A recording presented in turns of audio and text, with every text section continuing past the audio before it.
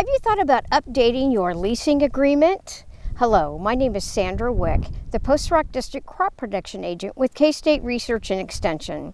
Well, here we are out in the crop residue field. February, of course the wind is blowing, but it's almost 70 degrees out here. So we're very lucky today, Blaire, that we had some warm weather. I think a couple weeks, cold weather will be back again.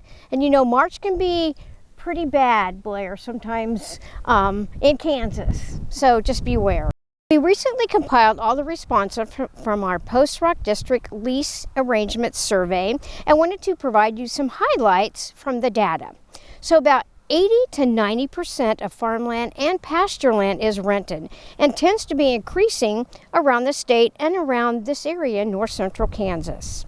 This is our 13th year for conducting the Post Rock District Lease Arrangement Survey, and we especially would like to thank all the respondents that participated and provided us with input. Without your input, this information would not be possible to provide all the producers of north central Kansas and the state of Kansas as well. So we have three components to the survey: cropland, pasture land, and crop residue. Our survey was conducted by email and mail also. We randomly selected 75 to 80 tenants or landowners in each of the counties of Jewell, Lincoln, Mitchell, Osborne, and Smith County to obtain a representative sampling. Our return rate for 2024 lease survey ranged from 5% up to 24% with an average of 14%. However, it was a little bit disappointing for the 14%, because usually we're up in the 20% returns. So we would really like to encourage you, when you do get the surveys, either by email or by mail, that you really think about providing the input for that. We truly depend on your input in order to make the survey successful. Okay, let's start with the average data for the Post Rock District on the crop side, specifically cash rental rates. So if you're wanting the specific average and data for each county, they are posted underneath our Post Rock District website under the crops and the livestock tabs on the left-hand side of our webpage. So let's start with the dry land average cash rent, which ended up $75 per acre with a range of $58 up to $83. We did have some irrigated data, but we just didn't have enough from each of the counties in order to give you an average for those. On the crop share side, with corn, grain sorghum, soybeans, and wheat, the predominant share was our traditional 1/3, 2/3, with about 75 to 80% of the respondents, with about 50% having a 40 to 60% share. However, this year, a different share arrangement came up, which was 30 to 70%, which was only about 15%, but it did show up this year. So our survey also indicated a sharing cost of the fertilizer, the herbicide, and the insecticide between the tenant and the landowner.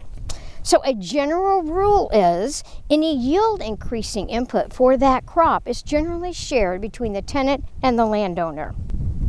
I'm Blaire Todd. I'm the Livestock Production Agent for the Post Rock District, and now I'm going to move on to the livestock side of our lease survey. Our average pasture rental rate for the district was at $28 per acre, but we saw a range of $10 to $45 an acre. And the predominant grazing time was from May to November, which is what we see pretty average around our area.